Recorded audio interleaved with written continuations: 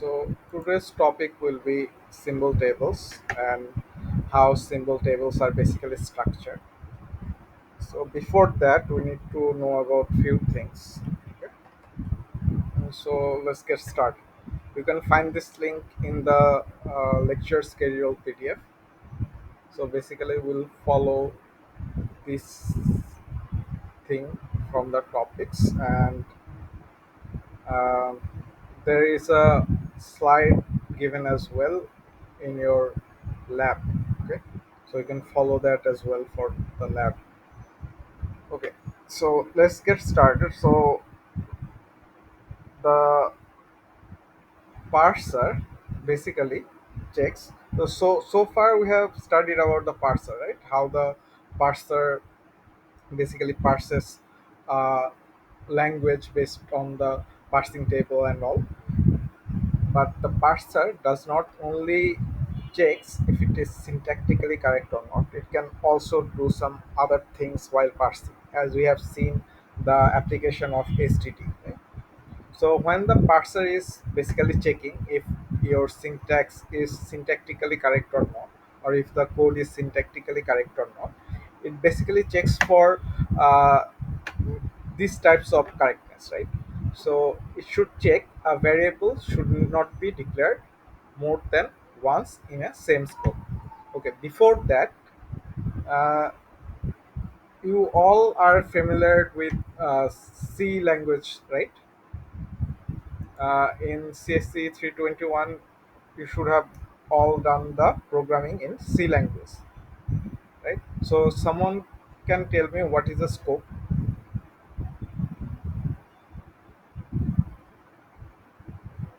Okay, just tell me, how can you know which part of your code is inside a scope in C language?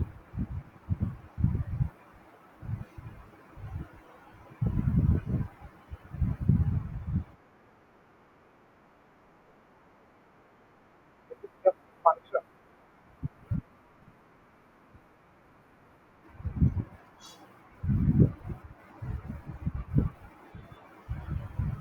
Okay, not just function. So scopes are basically codes that are serially executes, right? So suppose in C languages, so scopes are defined using square braces, right?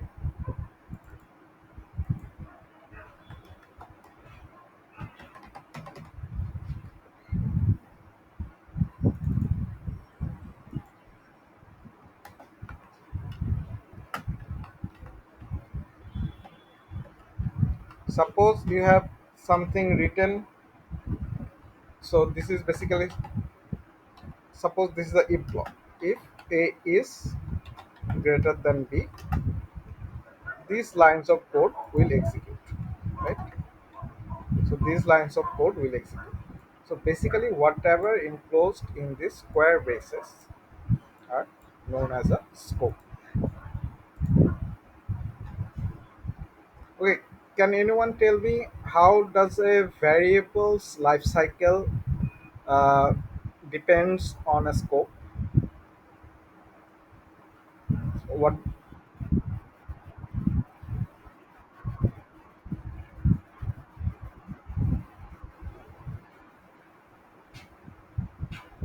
uh, is it like that?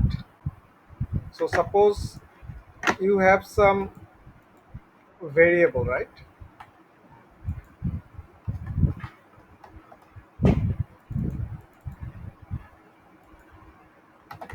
Suppose you have some variable int x is equal to 10 defined in your global scope.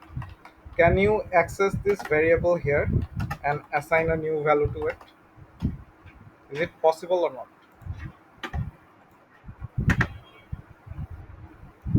So, so your variable life cycles depends on the scope that is uh, currently in, and also all the other scope that is enclosing that scope. Okay, so suppose x is defined in a global scope, right? So you can access this variable from any place. But if you have defined this variable inside this scope, suppose for example you are defining another variable y here, suppose this is 30, right? So when you go outside this scope and try to access this variable y, you will not be able to access it. Why? Because this variable is declared in the scope, this scope, right? And if this scope has any other scope enclosing it, so that variable will be accessible from there. Suppose inside the if loop, inside the if block, you have another for block for something. There is a condition, and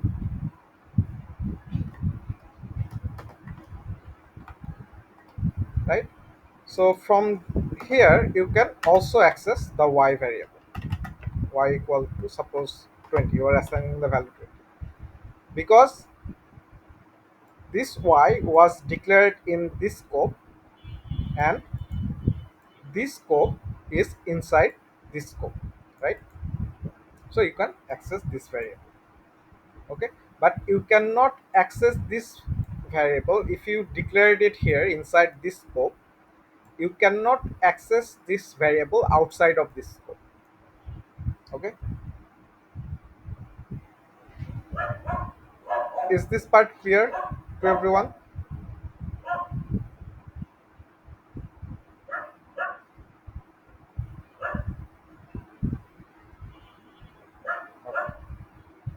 So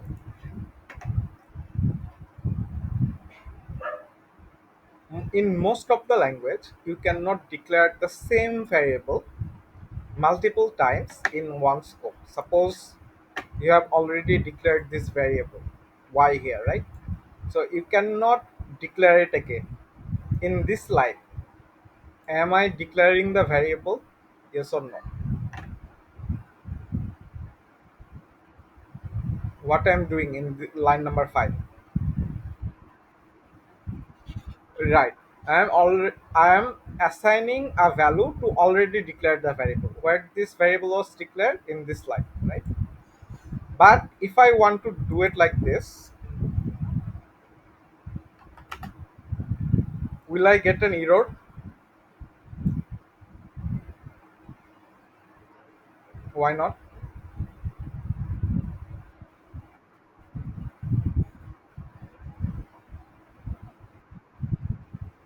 No, no, no. That's not the reason.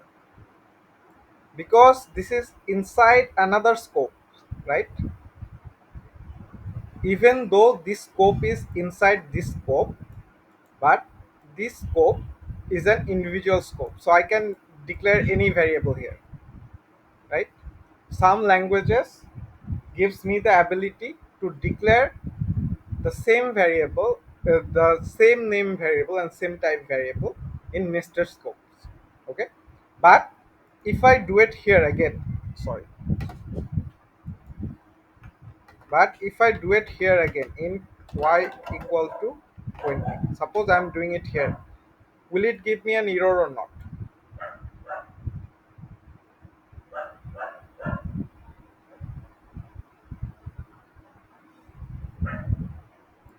I am declaring the same variable twice inside the same scope. Is it valid?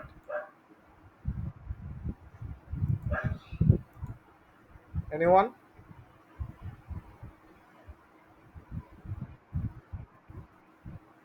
It will obviously give you an error because you cannot declare the same, wait, you cannot declare the same variable twice. You can assign the value to that variable, that is fine. If you remove this int, that is correct. But if you are declaring it again, you have already declared this variable in this line, but if you are declaring it again, it will give you an error. Is it clear, everyone? So you cannot declare same variable twice in the same scope. That is not valid, right? So your parser can check for this correctness as well. Again, a variable should not be used before being declared. When you are using a variable, you cannot use it before declaring it, right? So in languages, in compilers basically. So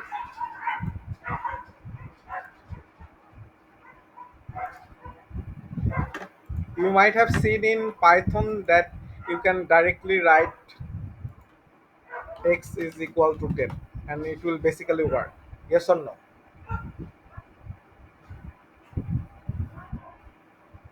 So did you define this variable with any data type? No, right? It will work because it is an interpreter. It reads the code line by line. But compiler is not like that.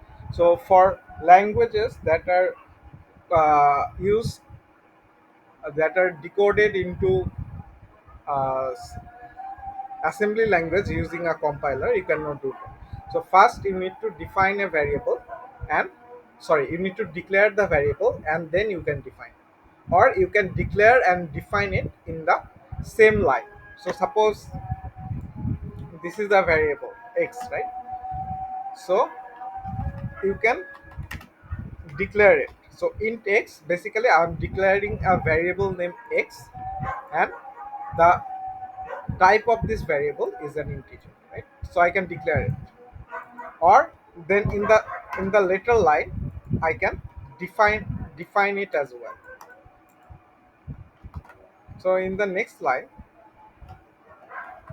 I can define it. So x is equal to 10. That is valid. So first I declared, then I defining the variable. Or you can do this in one line. Int x is equal to 10. So you are de- declaring the variable and in the same line you are defining it, right? Or you can define multiple variables,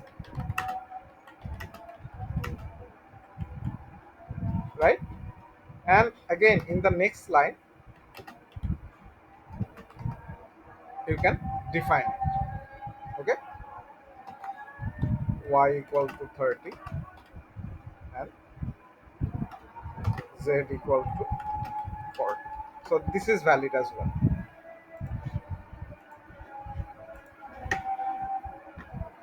Again, that another thing is to consider what the compiler considers, that the type of the left hand side of an assignment should match the type of the right hand side of an assignment.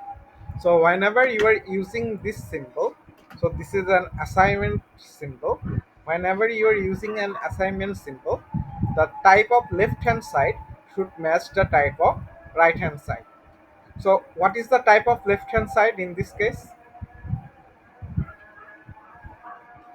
Okay, so what is the type of right hand side in this case? It's an integer. It's a whole digit, right? So it's a whole number, right? So it's an integer. Okay, so I can assign an integer to an integer. That is fine. What if I am trying to assign a string to an integer? Will it give me an error or not? It will give me an error, right? Okay, suppose here,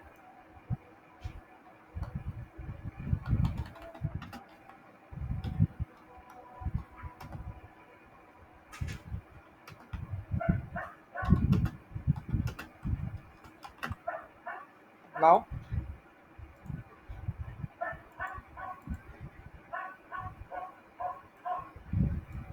now,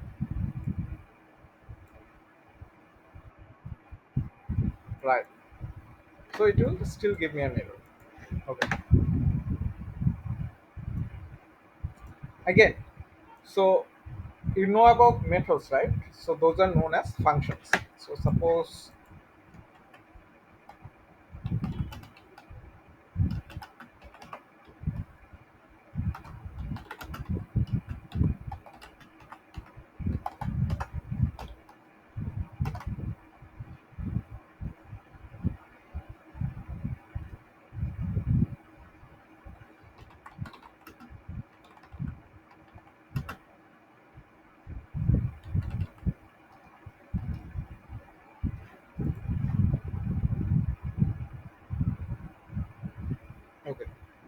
So suppose this function takes two parameters.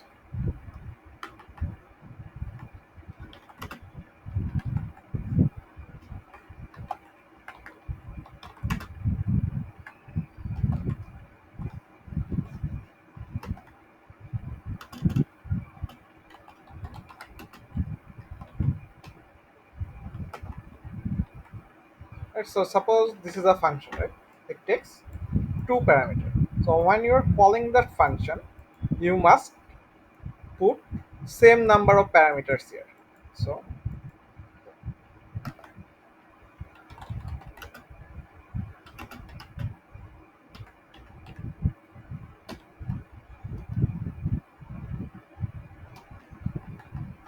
while calling this function, you must put same number of parameters here as well. So add.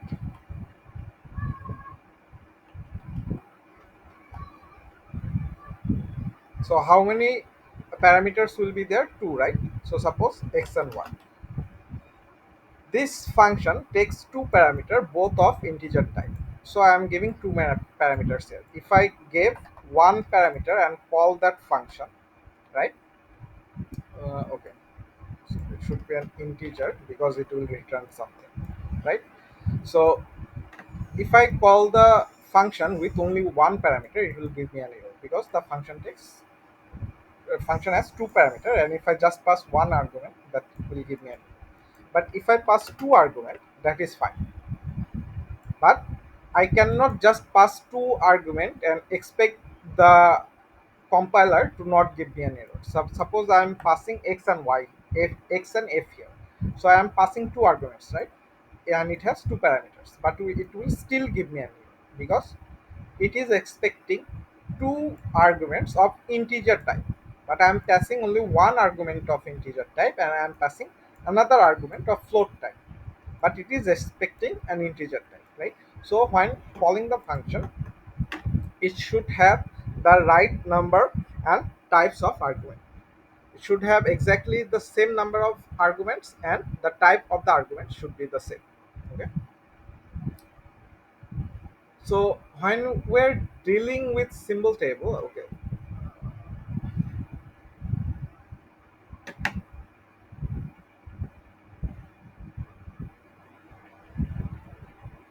okay. So when we're dealing with the symbol table, the symbol table basically keeps tracks of these variables, right?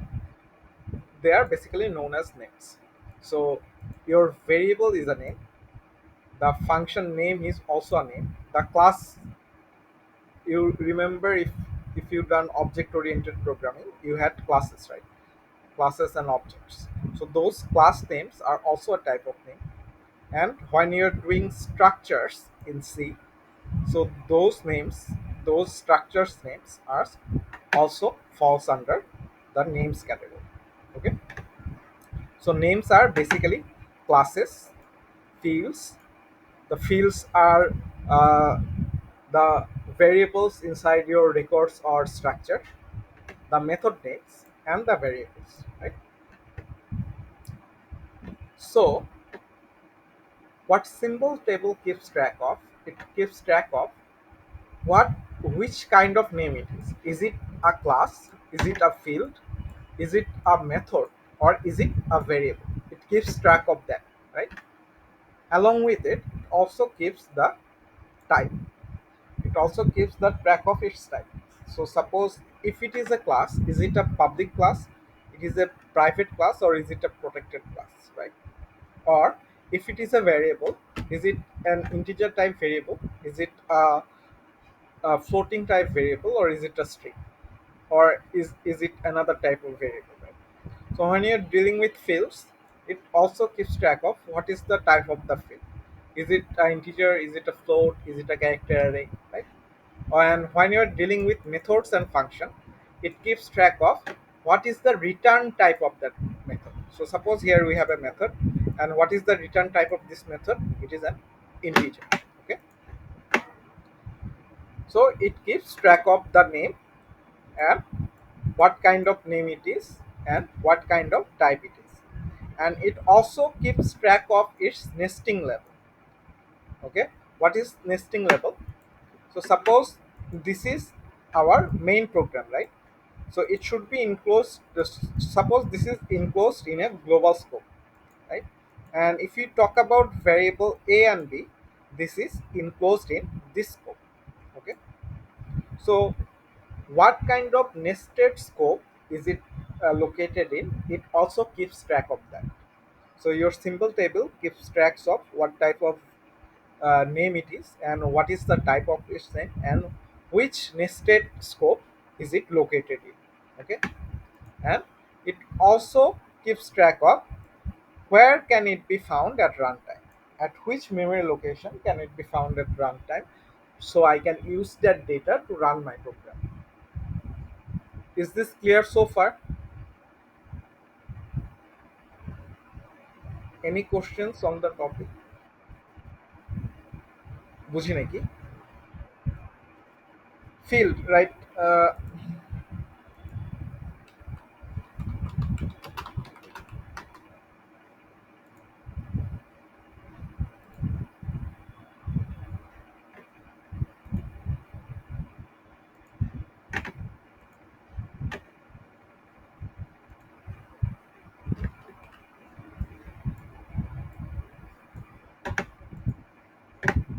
Have you seen this keyword in C, struct? This is a structure, right?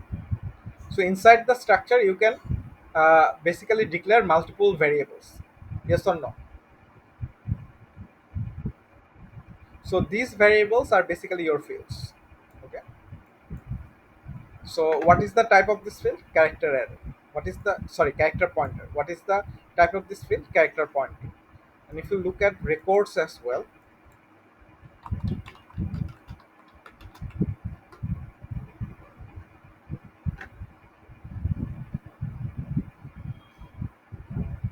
so records are basically similar as your structure here.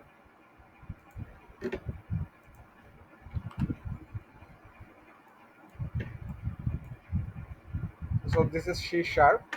If you look here, this is record, right?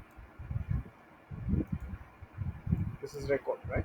So it also contains lots of uh, variable, right? Along with variable, it can also contain methods as well. So what are the types of these fields? These are basically the data type, right? But in lower level language, this is a higher level language, right? But in lower level language, your record can only consist of another record or variables. You cannot have methods in your records. Okay.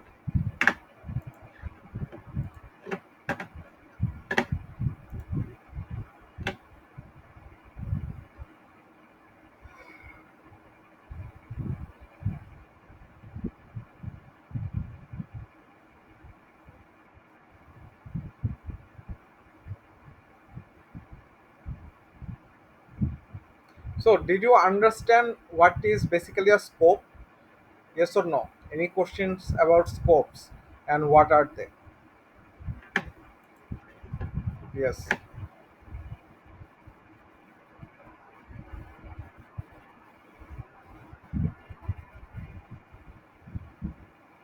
right.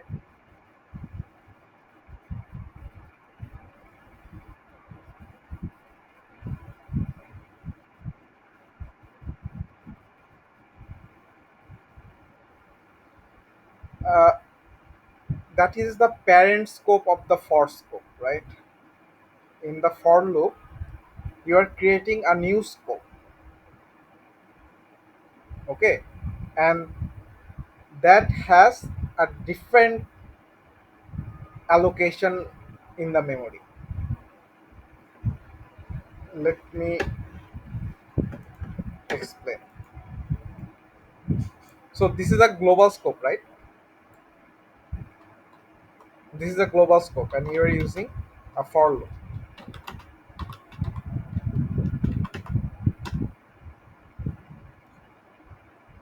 Suppose this is I,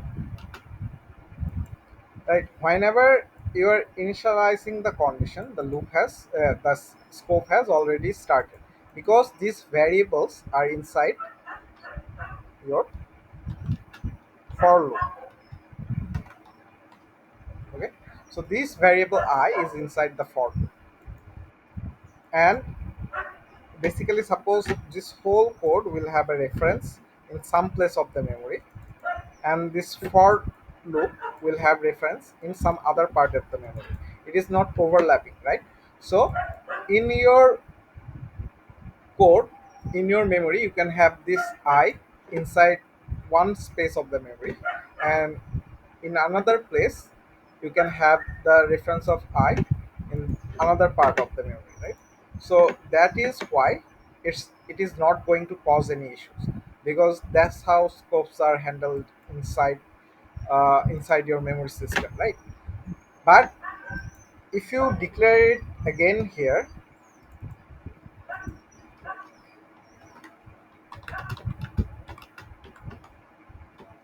right? If you declare it again here, so when you are referring to I in the later part of your code, it will not know is it this I or is it this I, right? Because in the memory block, suppose this block is allocated for your main scope, and this block is allocated for your for block. So inside it will refer to inside the global scope, but it will not be able to detect which I you are referring to. Is it clear, more or less? Okay, any questions regarding this?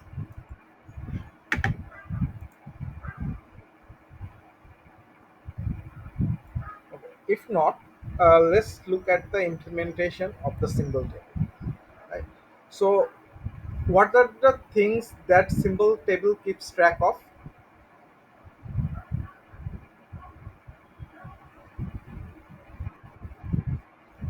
Names. What are the types of the names? Right. Then it could be fields, it could be method, it could be variable, right? And what is the type of the name? Okay. Then what is the third part? That is the most important part. Right. Which nested scope or which enclosed scope is it in, and where can I get the data in the runtime? So we are dealing with scopes here. So whenever you are trying to build a compiler, and you need to think about how you're going to structure the symbol table, because the symbol table is the most important part of the compiler, because all the phases of the compiler basically interacts with the symbol table. Your lexical analyzer interacts with the symbol table. Your parser interacts with the symbol table. Your semantic analyzer interacts with the symbol table. Right? Your code generator uh, interacts with the symbol table. Code optimizer interacts with the symbol table. Right? Your every steps basically interacts with the symbol table, and it also interacts with the error handling mechanism, right?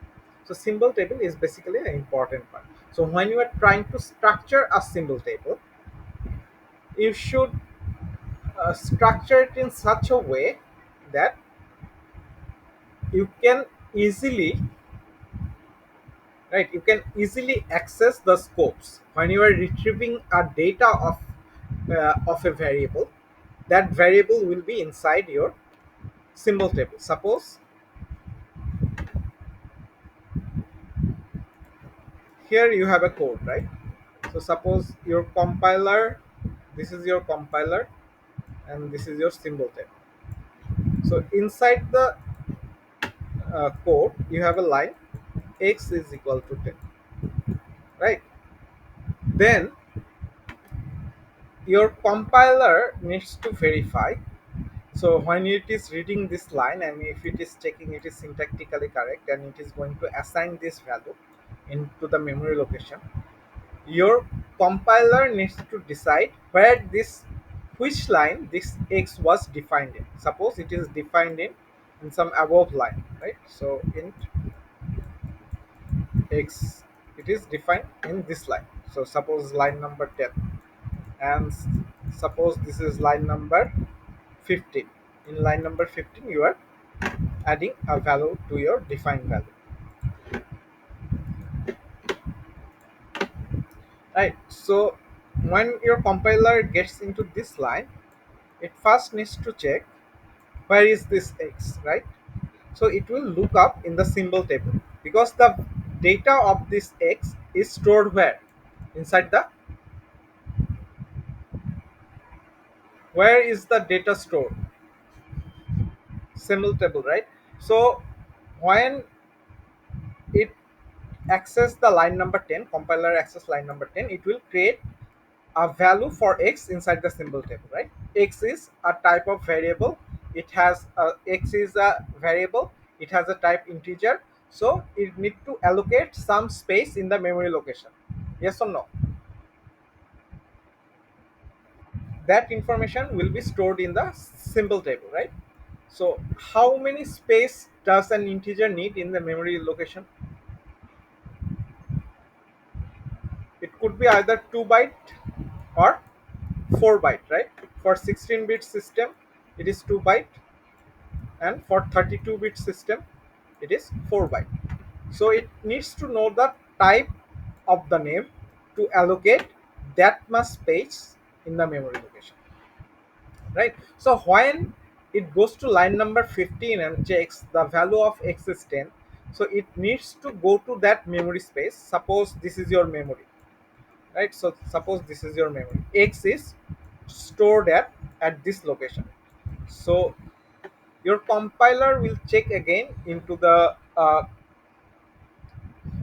symbol table, and it will see it is x is stored in this location. It will go to this location and it will set the value of this location to 10. Okay, so it basically needs to know which scope is it in, right? So suppose, let's look at this example.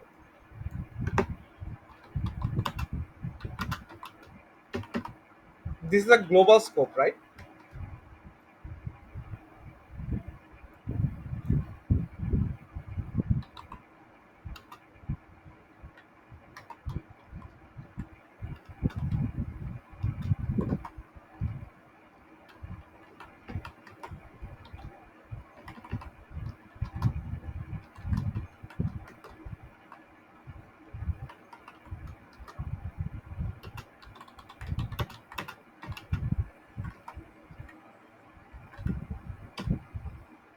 Right, so when your computer goes to this line, or suppose,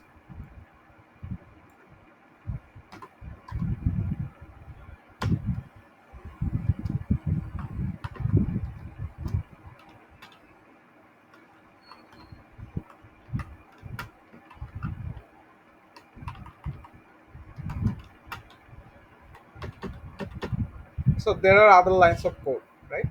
So suppose when your compiler goes to this line, it will need to figure out who is x is it talking about. Is it this double, or is it this integer? What is the data type of this x?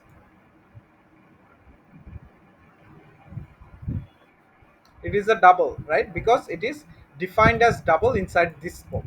This x is inside this scope, right? Yes or no?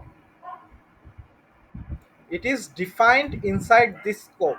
So it need to find out the value, which value to put, because this x will be here in memory, and for this scope, suppose somewhere else in the memory, the value of this x will be there for this double, right?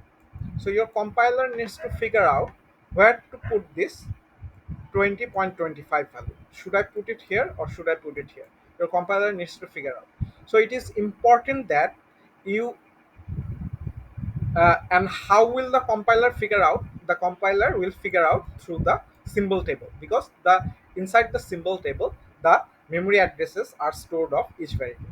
So to figure that out efficiently, it is important for the compiler to structure your symbol table in such a way that it should account for the scopes in your program. So, did you get the main gist? Why do we need to consider scopes inside your compiler? Why you need to consider scopes in your symbol table when you are trying to structure your symbol table?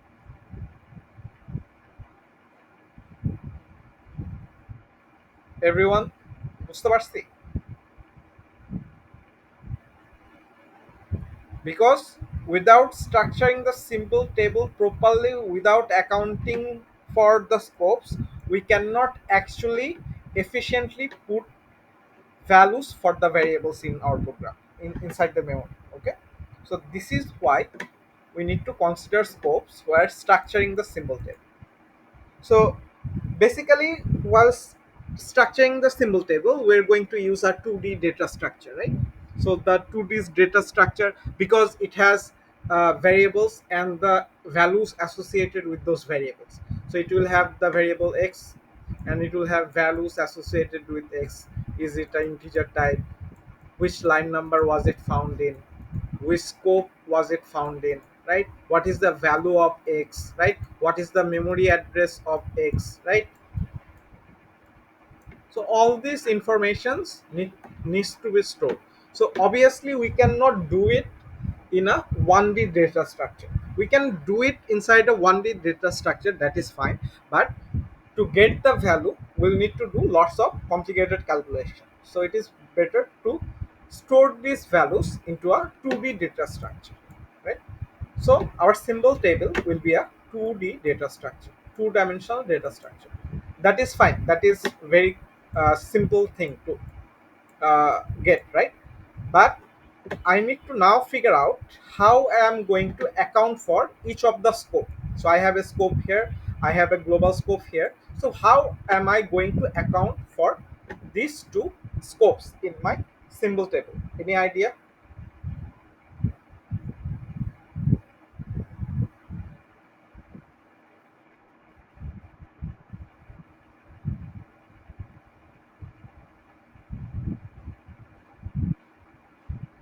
Like symbol table, this is a symbol table, right? So you take this part for scope 1, you take this part for scope 2, like this. Will it give me any benefit if I do it like this? Because I'm also need to retrieve the data from the symbol table. So again, look at another example, you'll get a clear idea.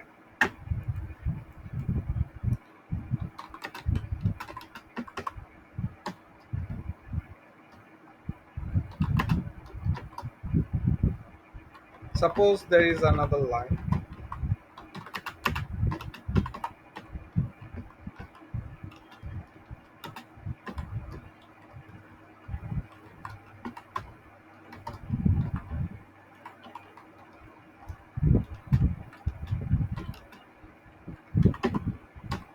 So this is completely a valid code, right? So suppose this x is being assigned inside this code. So suppose this is only declared. So this x is being assigned in this code. So if you have a symbol table partition for this scope, you need to find what is the memory location of x. But x is not declared inside this scope. It is declared in the outer scope or the parent scope of this scope, right? So the structure you suggested, will it be any helpful in this situation when I need to look up the address of the x? No. So anyone got any better idea how we can structure this?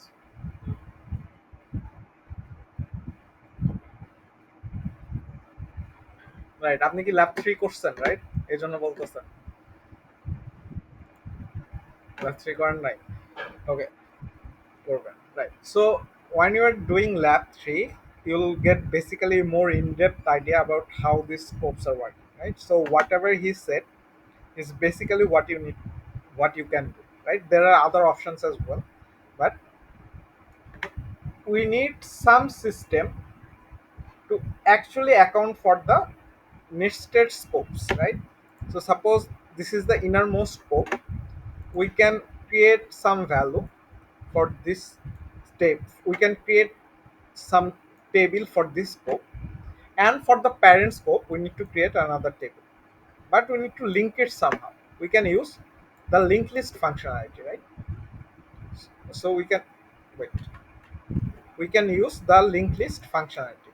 So if I do not get the value of x inside this table, in this symbol table, I will basically go back to the parent scope, which will have its own symbol table, and look inside this. So if I have x or not, right? So you can use this technique. Okay. So one of the technique is basically your list of hash tables. So like I said, to represent a symbol table, we need what? A 2D data structure, right? So hash table is one of the 2D data structures.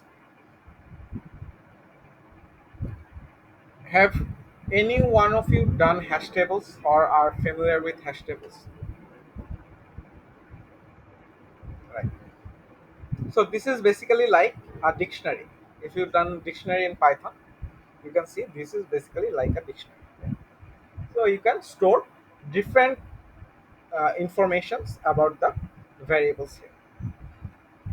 So we need basically a hash table to store the variables, right? Or the names. And as we have different scopes, we need to link those scopes at the with the hash tables. So suppose your program has two scopes, right? So you will create two scopes for you create two symbol table for each scope, or hash tables, whatever you call it, and you will link them. So you will link them somehow, right? In which direction to link, you will figure out through the algorithm, but you need to link them somehow. To link them, we can use something called as link list, right? We can use link list.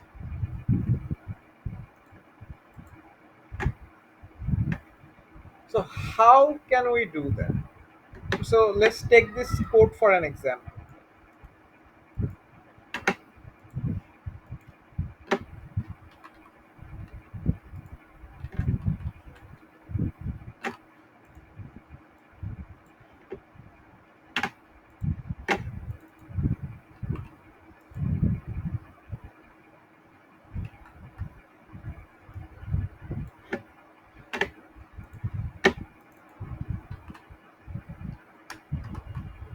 Let's take this code for an example. Here, how many scopes are in this? So first of all, this is a global scope, right? Yes or no? The whole thing is inside a global scope. Okay, but again, let's wait a bit. Let's take this for an example. So when you are dealing with functions, you need to think a bit different, because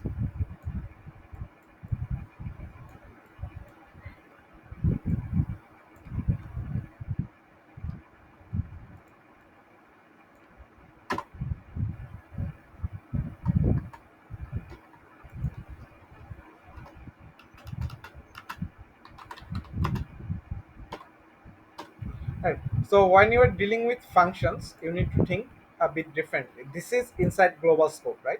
And whatever the value we are dealing with, this is inside the block for or the scope of the function. Okay. So this function name falls under the global scope. Okay. So suppose you have another variable here in suppose a, which is 20. Okay. So this is basically inside your global scope, right? The function name f is also inside your global scope, right? So this is inside global scope, this is also inside global scope, but the parameter what you have, the parameter of the function integer a, integer b, this is inside a different scope, right? And whatever the value we have inside the scope of the function, this is inside another scope. Okay, but in most cases, to simplify, what we do is we take the parameters and whatever the values inside the function or whatever the variables are declared inside the functions, we take those into one scope. So you will have two global scopes. One is one is a global scope which will contain the function f and your integer a, right? And you will have another scope which is basically for the function part. It will contain all the all the parameters of your function, and it will contain all the names or values of your function. So this will have a, this will have b, this will have x, and this will have y. Okay, so this is how you handle functions. Okay, this is only different for functions. Other than that, everything remains the same. Okay, so suppose you are dealing with this. Suppose you are dealing with these lines of code. Okay, and you are asked to find out at this line, while the compiler is processing this line, what is the status of your symbol table. Your symbol table will have different hash table for each of the scopes, and your it will be a list of hash tables. So at this line, what will your symbol table look like? But before doing that, we need to understand, at this point your symbol table will look like this basically. But before that, we need to understand what happens when you enter a scope and what happens when you exit a scope. So when you enter a scope, you increment the current level number and add a empty hash table in front of the list. Okay, so when you enter a scope, you add a level number and add a new hash table in the front of the list. Okay, so this is your global scope here. So if you want to represent this line, the symbol table, while processing this line, you need to start from the first. So this is your global scope. In your global scope, you have one variable which is f. Okay, so you need to write that f is a function. As it is a function, we are writing its parameter, the type of its parameter. Both parameter are integer. And what is the return type? The return type is void. So what is the level of the scope? Because we are entering the global scope, the level number will be increased from 0 to 1. So the level number is 1. Then we go to the next line. So in the next line, we're entering a scope. We're entering this scope, right? So whenever you enter a scope, you add a new scope in the front of the existing scope. Okay, in the front of the existing scope, and you are gonna increase the level by 1. So as this was level 1, all the values here will be level 2, right? So inside this scope, what is the new values? The function parameter will be here, which is a, which is b, and also this, which is x, right? So you write all the declared variables. So you're going to write all the declared variables here. If a variable is not declared, you are not going to write it. Okay, you are not going to write it. So you are going to link this. So now this is your linked list, and now you are entering the while scope. So this is your current scope, right?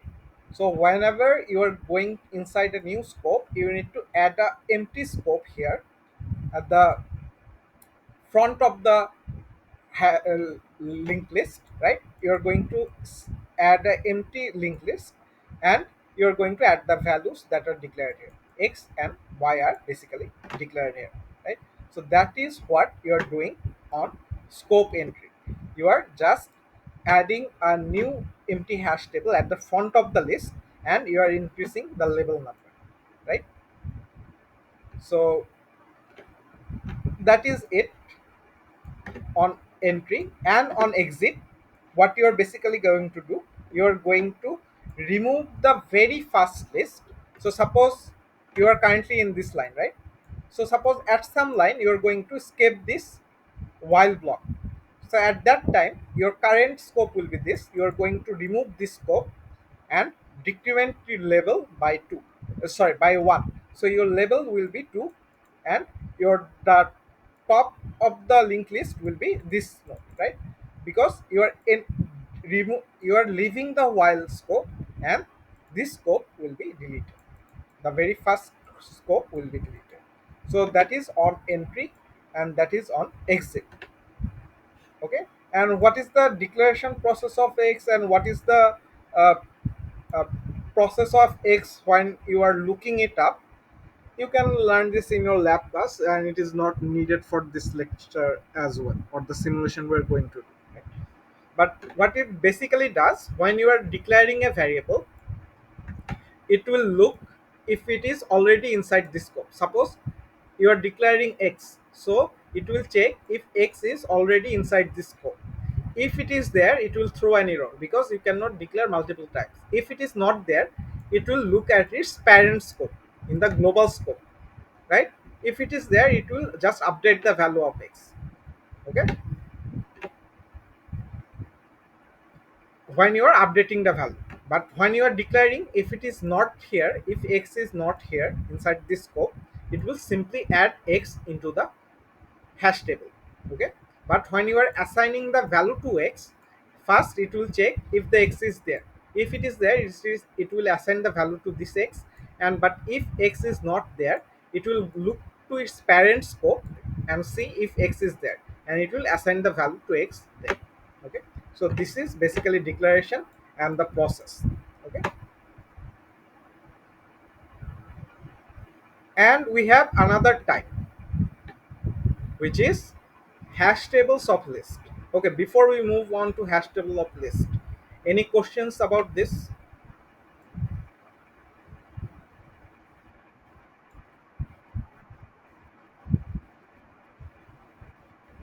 Javena, basically you are asked to evaluate the symbol table at this point when the compiler is processing this line. Okay, so the compiler never goes out of the while loop, but if it goes out of the while loop, okay, so this part will be deleted. Wait,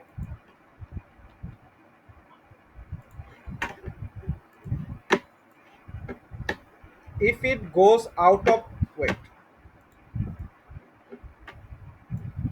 if it goes out of the while loop, if it goes out of this line, this part will be deleted. Okay.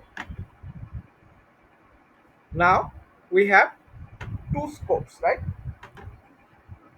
This one, and it goes out of the this function, this loop as well. If it goes out of the this loop and goes to this line, this will be deleted as well, and your level counter will be 1. And if it goes to this line, void g, so you need to add which level is it in currently. We remove two scopes, so our level was decremented 2 times. Our level is currently 1, so it will be added inside this.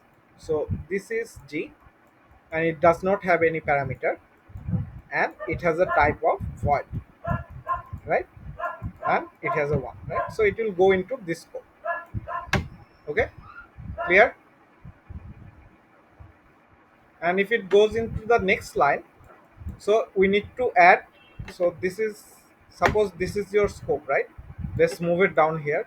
Okay, so it will go in front of the scope and add a new scope which is level 2, and it will have a function, and it does not have any return type, so by default void, right? So it will be linked. So the parent scope is this. So it will have F and it will have G. Okay.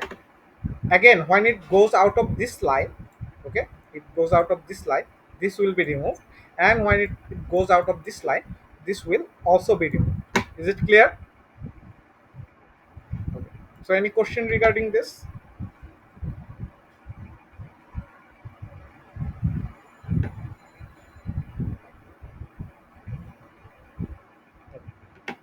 Let's move to uh, hash tables of list. Okay, what is this? So basically, you can represent. So basically, this whole thing will be your symbol table, right? So this whole thing will be your symbol table. Your symbol table consists of list of hash tables, but you can also have hash tables of list. So you will have a hash table.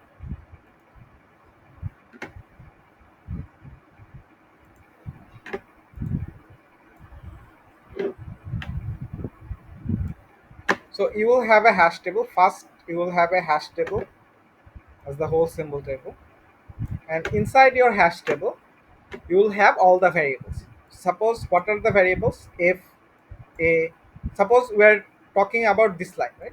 So what are the variables? If a x and y, right?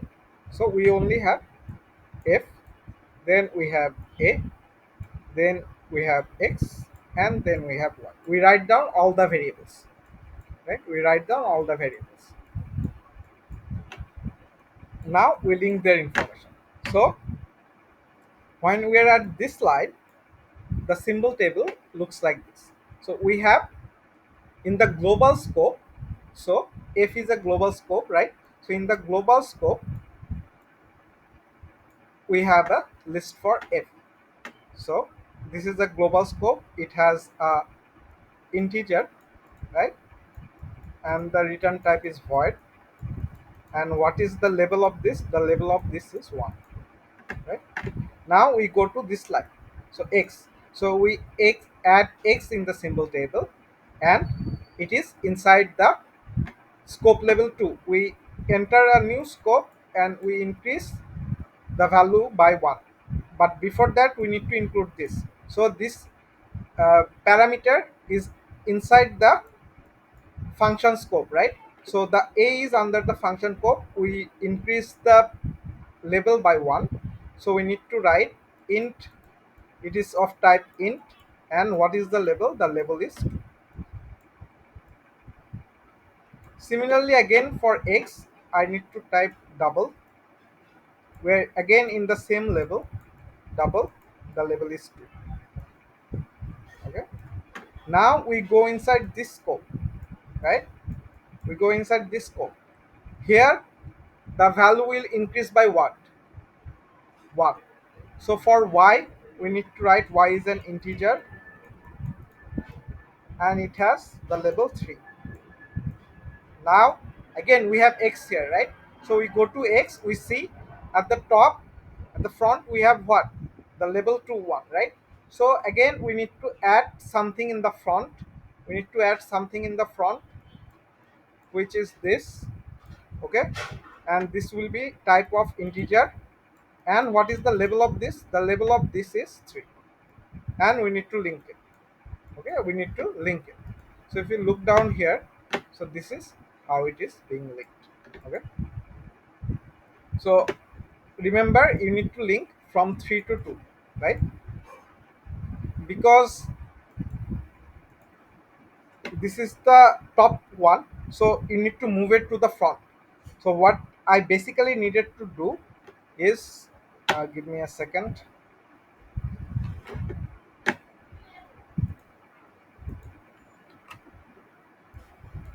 So as I needed to move this in the front, what I needed to do is move this here and move this to the front, right? Because according to algorithm, I need to move this to front and move it here and link it. Okay. So this is how your hash table of list will look. Is everyone clear about this?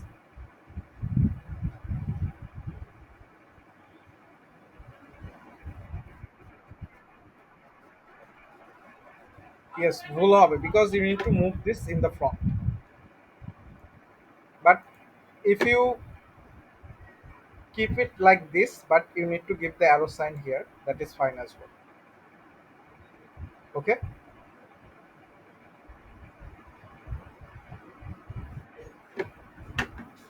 Any question regarding this? Or what we basically do is we we count. So if you are going to do this, let's count how we can do it. So this is scope number one. So this is the global scope, which is number one. This is scope number one. This is the for loop. This is scope number two. This is scope number three. So we start from here. We write x, which is the integer of scope number three. Then we go to the upper level. In the upper level, we see x again, right? So we link it here and give level number two, right? This is a shortcut. So for here, we need to write x and y first. X and y we have written. We go a level up. So we find x here and we also find a here, right? So we write x and a as level number two. And if we go a level up, we find this f here. So we write f. So again, for we can do the same for this as well. So we start from here. We write x and y, which is of level 3. Then we go a step up, which is double, and it has two types of parameters, integer a and b. So we write a, b, and x here, and we go a bit up and we find this f in the global scope. So we can write it like this. Right? But the correct way is we go from here, here, here, and increase the level number and all. Okay, is it clear?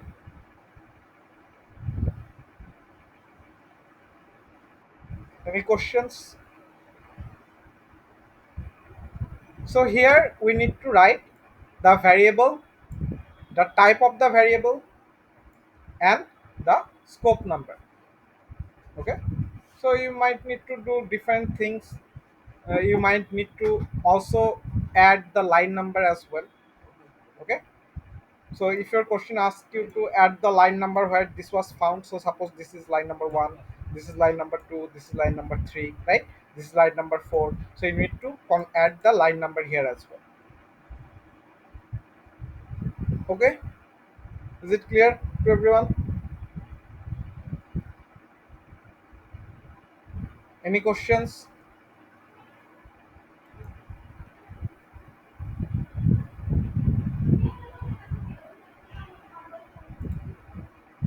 The,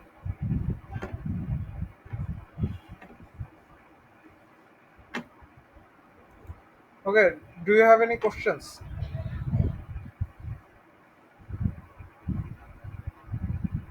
Okay, so if not, so that's it for today's class. In the next class, we'll learn about three address code, right? In the previous class, we have talked about three address code, right? In the next class, we'll learn about how to generate three address codes. And after that class, we'll have around three classes. We'll basically see how the compiler generates those three address code while parsing. Okay. Yes, Mohammad, বলেন।